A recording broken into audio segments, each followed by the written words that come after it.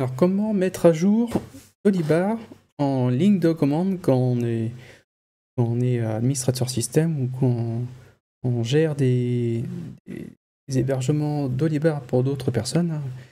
Alors, évidemment, c'est le même genre d'intervention pour d'autres logiciels en ligne.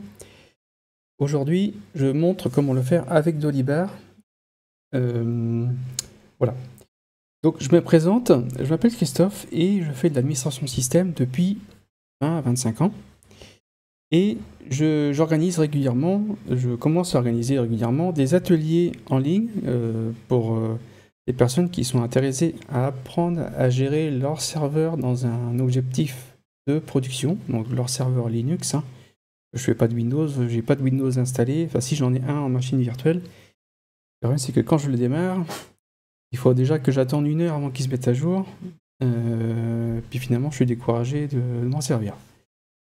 Donc, l'atelier que j'organise. Donc c'est un atelier, alors j'ai appelé ça atelier de formation en ligne. C'est le titre de cet atelier gratuit, c'est de comprendre les étapes de préparation d'un serveur web Linux. Donc l'idée c'est que chacun peut s'inscrire en ligne et lorsque la session sera ouverte, il y aura un serveur qui sera fourni, probablement un serveur virtuel, mais on peut imaginer qu'à l'avenir il y aura aussi des serveurs physiques pour d'autres genres d'ateliers. Donc le serveur est fourni, il y a de la documentation qui sera fournie pour suivre, pour accomplir une mission. Donc il y aura une mission à accomplir lors de cet atelier. Donc là, cette mission-là va tourner autour de comprendre les étapes de préparation d'un serveur web Linux. Donc la mission est guidée, c'est-à-dire qu'il y a des documents qui expliquent comment faire, quelles étapes qu'il faut faire, dans quel ordre, etc. Et à la fin, au bout d'un certain temps, il y aurait une visioconférence. Donc voilà, je ne sais pas trop comment l'organiser pour l'instant. Visioconférence en ligne par groupe. Donc ce serait en direct, il n'y a pas d'enregistrement. Donc l'idée c'est de la visioconférence, ce serait proposer des questions au sujet de l'atelier, s'il y a des blocages ou pas. Voilà, enfin s'il y a des blocages ou d'autres questions, mais principalement autour de cet atelier, puisque ce sera limité dans le temps. Je ne sais pas combien ça pourra durer, mais 1 heure, 1 heure et demie maximum, pas plus. Donc voilà. Donc je vais te montrer là comment je fais pour voilà comment je. Donc j'ai mis à jour mon petit mémo là pour mettre à jour Dolibar. Donc on va se connecter à la console et mettre à jour Dolibar. Donc là, je suis connecté sur un serveur de test. C'est tel que moi je les installe avec une structure de répertoire particulière. On va dire que j'ai fait ça de manière que ce soit si possible tout terrain, c'est-à-dire que ça s'adapte à tout. C'est pas optimal, je me suis aperçu qu'il y avait encore des modifications à faire. Je vais faire sans doute à l'avenir. Et donc actuellement là il y a un Dolibar qui fonctionne. On peut lister les processus qui sont là. Alors je vérifie que j'ai bien le bas de l'écran. La dernière fois ça avait coupé un petit peu. Donc là j'ai les processus PHP là pour le Dolibar qui est exécuté. Le serveur web c'est Nginx. Alors il y en a qui utilisent Apache, mais il n'y a pas de problème. On utilise Apache aussi. Moi j'utilise Nginx, c'est un petit peu. Il semblerait que ce soit un peu plus rapide. Voilà, l'inconvénient, c'est qu'il n'y a pas de. Il gère pas les HT Access. Et quelque chose me dit qu'à l'avenir, ça pourrait être remplacé par un nouveau venu, je sais pas, on verra. Alors, l'idée, c'est que quand on met à jour, on a déjà un mémo qui est prêt d'avance. On se pose pas la question de savoir la dernière minute comment on fait. On prépare toujours ces petites documentations. J'essaie de retrouver la mienne. J'ai mis à jour tout à l'heure. Donc dans mes mémos, donc là donc ces petits mémos là, si l'occasion se fait, ils seront en ligne, hein. Alors, dans mon mémo, je définis la version variable en ligne de commande, hein, avec la version actuelle. Donc la version actuelle, c'est la 19.0.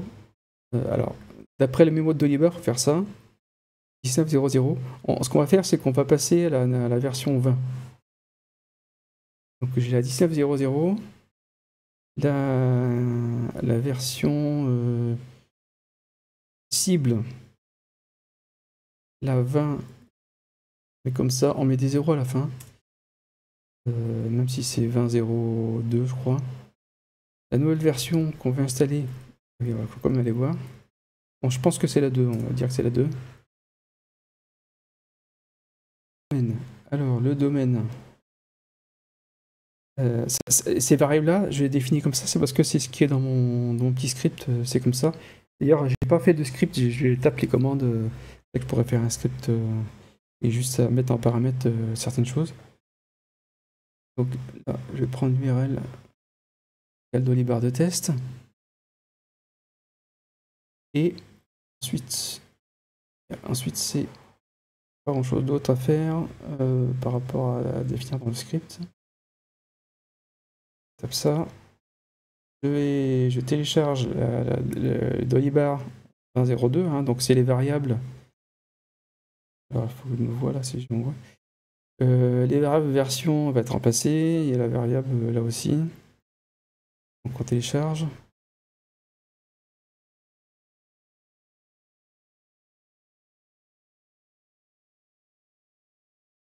Donc faut attendre. On sait que ça aurait été plus rapide. Bon, on se revoit dans un instant, une fois que le... Ah bah, il décolle. Bon, je pensais couper, mais finalement, non.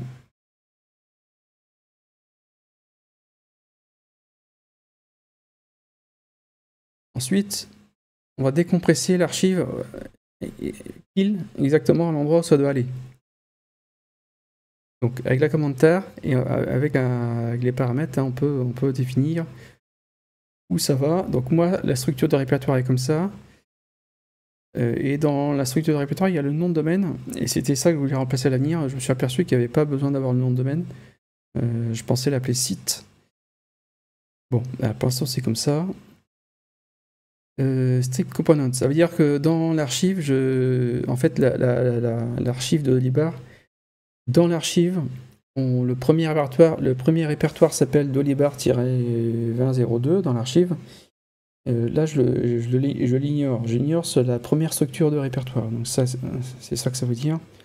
On enlève le premier niveau. Alors ça, je le sais pas par cœur. À chaque fois, je cherche dans les manuels comment faire parce que j'apprends pas les commandes par cœur, donc faut pas s'imaginer que je connais tout. Et j'indique le fichier. Et donc, en décompressant, il va aller au bon endroit. Donc dedans, il y a le répertoire htdocs, il y a d'autres répertoires.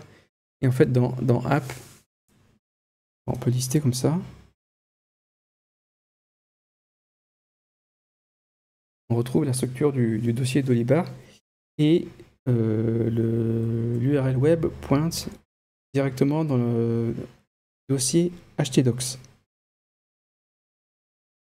Ensuite, il faut mettre à jour la base de données, surtout une mise à jour majeure. Je vais dans le répertoire, install. On exécutera les scripts de mise à jour ici.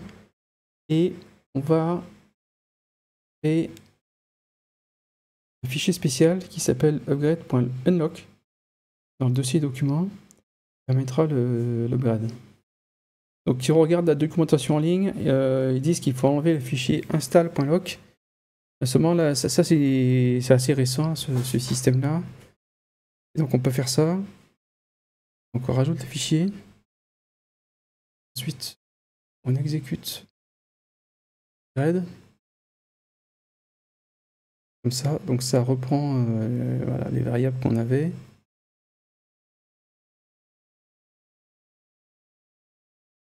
Voilà.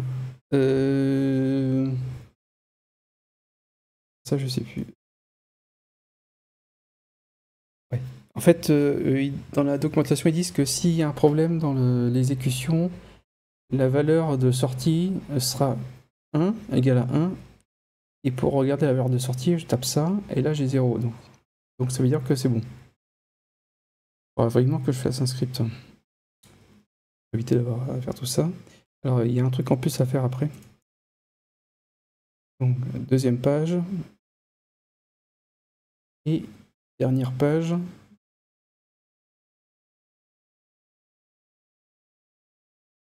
Oh, donc tout est bon. On enlève chez Anok. Et on enlève aussi ces fichiers là, parce qu'ils sont accessibles. Bon, c'est pas forcément. J'ai déjà regardé, ça devrait pas être gênant, mais autant les enlever, ça sert à rien.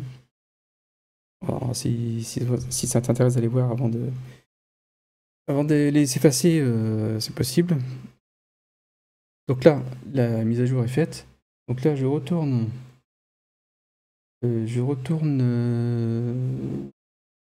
sur mon web en fait. Hein. Je vais. Oui, hein. Alors, un instant. Une page. Donc là, j'y étais tout à l'heure parce que je viens d'enregistrer une autre vidéo.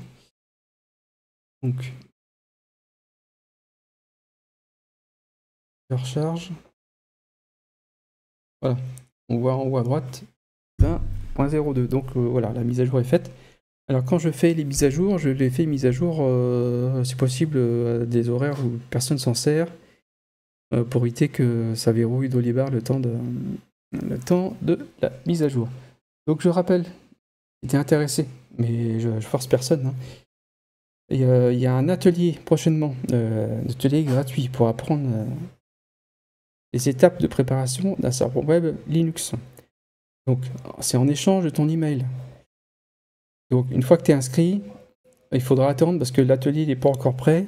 J'ai pas écrit du tout de documentation. Et le système d'inscription. Il y a juste le système d'inscription qui est fait. La suite n'est pas encore faite, donc je vais essayer de le faire assez rapidement. Et pour qu'on puisse démarrer le premier atelier. Et il y aura des ateliers réguliers, ce sera le même, qui sera répété pour ceux qui sont. Voilà. Alors ceux qui s'inscrivent à l'atelier et qui ne viennent pas, et qui n'ont pas une bonne raison, voilà, c'est pas la peine de se réinscrire. Je prends des personnes uniquement qui sont motivées. Hein. Voilà, histoire de ne pas perdre du temps non plus, ça sert à rien. Et voilà, et je te dis à très bientôt dans une prochaine vidéo et je vais réfléchir au prochain sujet. D'ailleurs, si tu as des idées de sujets, ne pas hésiter à m'en faire part, hein. Pas de soucis, ça m'aide à savoir ce qu'il faut enregistrer. Voilà, à bientôt, salut!